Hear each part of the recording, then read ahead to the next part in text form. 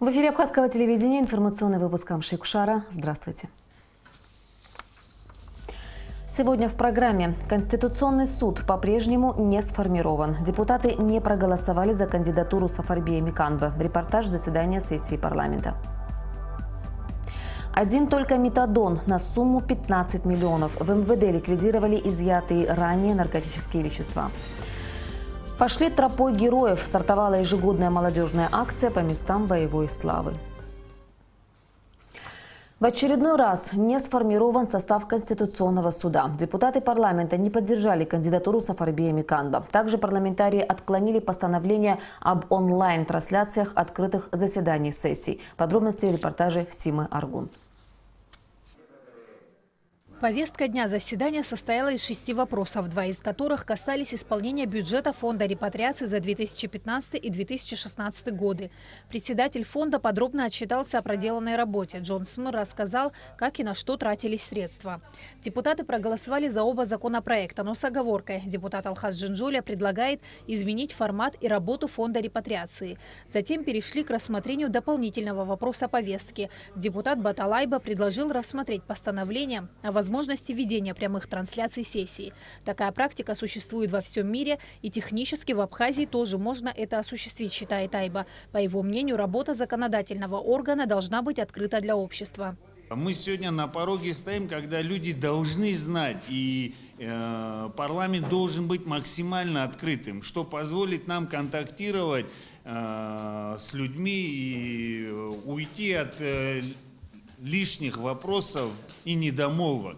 Этот вопрос обсуждался довольно долго. Несмотря на то, что большинство депутатов высказали мнение в поддержку постановления, многие из них уверены, что в его реализации могут возникнуть вопросы. Депутат Александр Анкваб считает, что проект необходимо доработать и обсудить его техническую часть со специалистами. Показать нашим избирателям сегодняшний разговор, они не захотят нас и слышать, и видеть. В этом я не сомневаюсь ни одной минуты. Второе. Не будем ломать копья по тем вопросам, которые являются общеизвестными и достаточно простыми. Другое дело, сможет ли абхазское телевидение организовать эту большую серьезную работу. И третье. Возможно, случится так, что вся мощь и все способности абхазского телевидения в тот или иной день будут сосредоточены здесь. Чисто технически. А нужно или не нужно, это вообще не предмет спора или обсуждения. Конечно, нужно. Но как? В итоге парламент отклонил постановление об онлайн-трансляциях заседаний. Из 32 присутствующих народных избранников 14 проголосовали за постановление, 13 против, 2 воздержались. Затем приступили к рассмотрению кадровых вопросов. Единогласно путем тайного голосования депутаты избрали Олесю Тарба судьей Верховного суда Абхазии, Амиани Логуа на должность судьи арбитражного суда, Марат Авицба судьей суда города Сухум. А вот состав Конституционного суда полностью не сформировали, и на этот раз парламентарии не поддержали кандидатуру Сафарбия Миканбы. Депутат Лаша Ашуба напомнил, что данная кандидатура была предложена президенту блоком оппозиционных сил. Он выразил уверенность в том, что Миканбы в своей работе был бы беспристрастным, объективным и принес бы пользу государству. Однако только 17 депутатов проголосовали за, против 13. Протокол номер 2 заседания счетной комиссии о результатах тайного голосования об избрании Миканбы Сафарбия Тарасовича на должность судьи Конституционного суда Республики Абхазия. Присутствовало 32 депутата, всего было выдано бюллетеней 35, выдано 32 бюллетеня, проголосовало 30 депутатов. За кандидатуру Сафарбия Тарасовича Миканбы проголосовало 17 человек, 13 высказались против.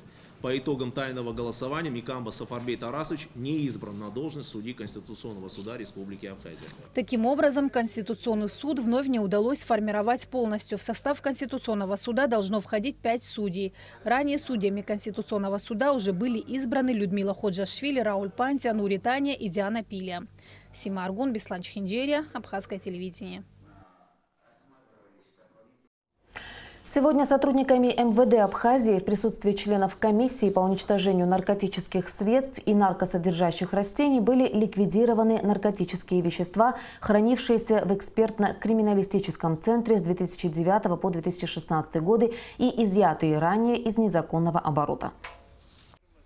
Приказом министра внутренних дел Аслана Кобахия создана комиссия по уничтожению наркотических средств и наркосодержащих растений, хранящихся в экспертно-криминалистическом центре МВД Республики Абхазия. Комиссию возглавил замминистра Рауль Зухба, в нее вошли сотрудники МВД. Членам комиссии были предоставлены сведения о наименовании и количестве уничтожаемых наркотиков, а также о таре и упаковке, в которой они хранились. Все представленные к уничтожению экземпляры опечатаны и скреплены подписями. Таким образом, согласно постановлениям судов, за 2016-2017 годы во дворе МВД были уничтожены наркотические вещества: метадон, героин, экстракт маковой соломы, маковая солома, гашиш, каннабис, мак, конопля, опий. Ликвидация наркотических веществ проходила в присутствии представителей Генеральной прокуратуры, Министерства здравоохранения, Службы госбезопасности, Общественной палаты. Вот, видите, опечатано. Открываю. Написано каннабис 1,5 грамм. Это в чем его изъяли? Вот этот каннабис. Как пояснил замминистра внутренних дел Рауль Зухба, ликвидация наркотических средств происходит только после решения суда по делам, находящимся в производстве. До этого наркотики являются вещественными доказательствами. То, что сегодня происходит, это стандартная процедура. Есть инструкция, утвержденная силовыми ведомствами Республики Абхазия. Видите, что мы, как и ранее, пригласили на вот эту процедуру прессу, пригласили членов Общественной палаты. Здесь депутаты были приглашены, сотрудники Генеральной прокуратуры. В общем-то, вот такие процессы. Хотим, чтобы все это было наглядно. По словам начальника управления по контролю над оборотом наркотиков ЗОСМы ГИЦБА, сегодня было ликвидировано только метадона на сумму около 15 миллионов рублей, марихуаны на сумму более 1,5 миллиона рублей. Министр внутренних дел Аслан Кобахия принял министра внутренних дел Приднестровской Молдавской Республики Руслана Мова, находящегося в Абхазии, с официальным визитом. Приветствуя гостя, Аслан Кобахия подчеркнул, что нашу страну и ПМР связывают дружеские узы, и Абхазия полностью поддерживает стремление приднестровского народа к свободе и независимости. Руслан Мова поблагодарил Аслана Кобахия за прием и вручил ему нагрудный знак «Почетный сотрудник МВД». Аслан Кобахия поблагодарил коллегу и в свою очередь вручил ему серебряную подарочную монету «Аква». В рамках проекта «Тропой героев» сегодня начался пеший поход по местам боевой славы июльской наступательной операции.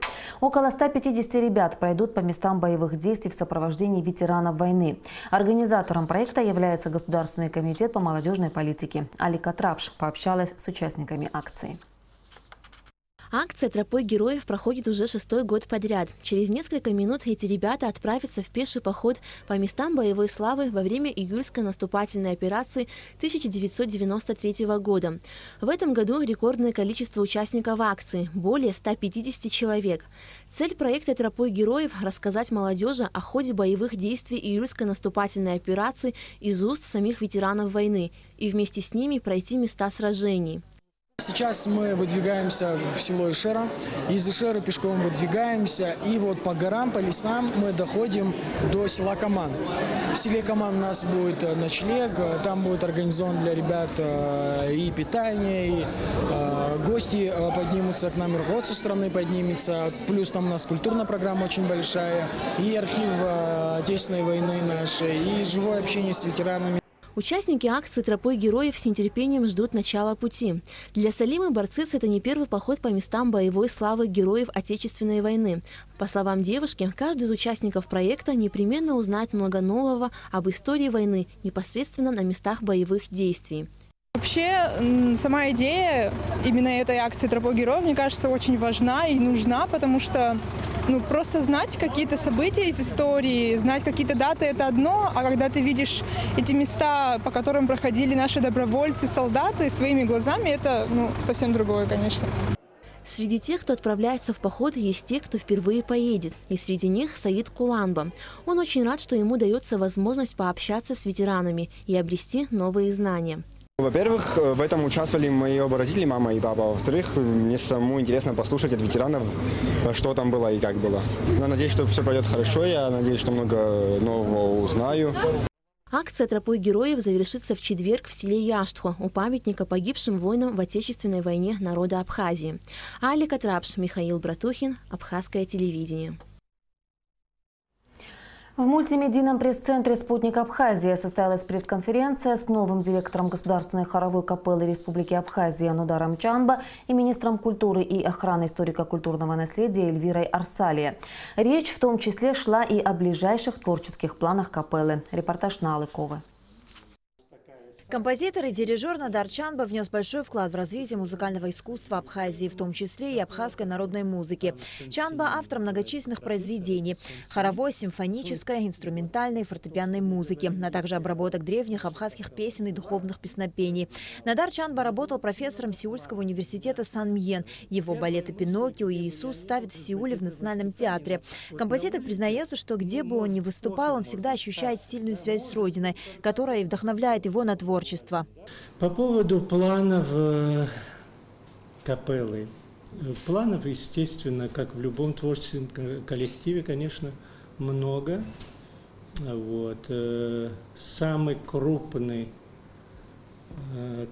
мероприятия, которые намечаются, это то, что с министром культуры мы обсуждали в марте 2018 года, что будет концерт памяти погибших в войне. Это будет реквием Моцарта. Министр культуры и охраны историко-культурного наследия Эльвира Арсалия отметила, что Нодар Чанба многие годы проработал бок о бок с капеллой и всячески поддерживал, даже будучи за пределами Абхазии.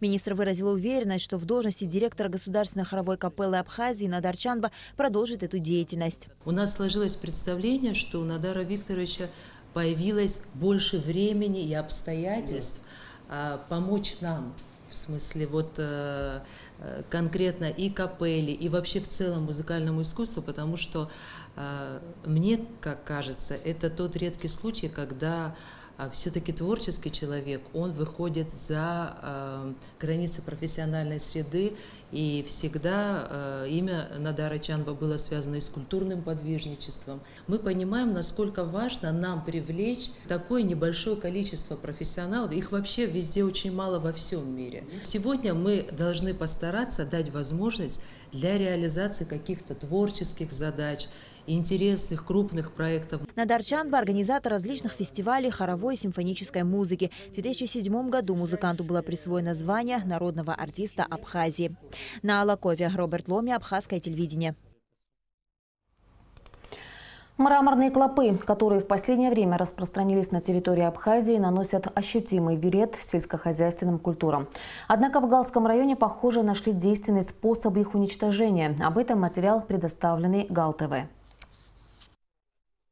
Мраморный клоп атаковал лесные массивы Галского района. И неудивительно, ведь зона субтропиков Черноморского побережья Кавказа, богатая флора и фауна, а также влажность создают благоприятный климат, способствуя развитию и распространению вредных насекомых. И хотя родиной мраморного клопа считаются страны Юго-Восточной Азии, в последнее время вспышка массового размножения этого вида наблюдается на территории Абхазии. Мраморный клоп является серьезным сельскохозяйственным вредителем. Чтобы узнать, какими методами и способами идет борьба с вредными насекомыми, наша съемочная группа выехала в село Цитвара Галского района. По распоряжению временно исполняющего обязанности главы администрации Галского района Астамура Асланзе была создана комиссия под председательством начальника сельхозуправления Галского района Тамаза Цвежба, работа которой заключается в решении всех организационных вопросов. Уже обработано 1200 гектаров территории. Опрыскивание производится с помощью авиатехники вертолета Ми-2, который произвел уже 25 вылетов. Остальным жителям сел,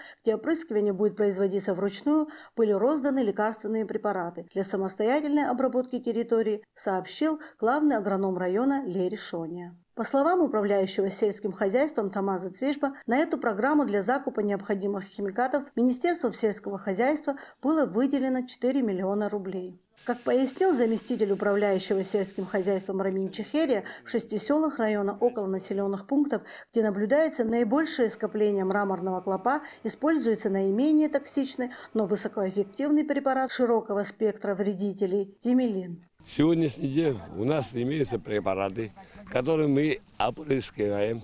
То есть это щадящиеся препараты, которые не влияют на организм человека. у нас имеется 4 вида различных препаратов, которые мы применяем по сегодняшний день в зависимости от того, где мы находимся. Глава администрации села Гагида и жители сел выразили благодарность за оказание помощи в борьбе с мраморным клопом и другими вредными насекомыми, которые причиняют огромный вред, повреждая орехи на стадии молочно-восковой спелости, приводя к прекращению развития ядра. Сегодня проделывается такая огромная работа по всему Гальскому району. Ну, мне кажется, что этому клопу уже места нету здесь, но все-таки я хочу выразить большую благодарность всем, кто это провел по Гагиде, по Ганахлебе. Работа была проведена по Нагбагеве сегодня. Была работа проведена по Атабая. Я уверен, что это даст свои плоды. И сегодня вся население Гальского района очень радуется тому, что все-таки государство побеспокоился. Они услышали чаяние людей. И мы сегодня решаем их вопросы. Остается надеяться, что урожай, который ранее был под угрозой, теперь даст хорошие плоды. И меры, принятые на борьбу с вредителями, окажутся действительно своевременными и эффективными. Анжела Белава, Бежан Мекава, Борис Цацуа, Кал-ТВ. И о погоде.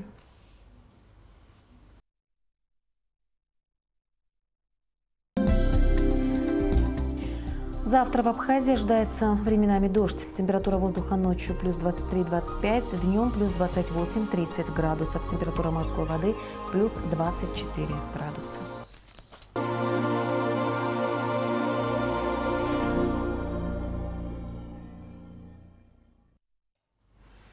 Информационный выпуск завершен. Я прощаюсь с вами. До встречи в эфире.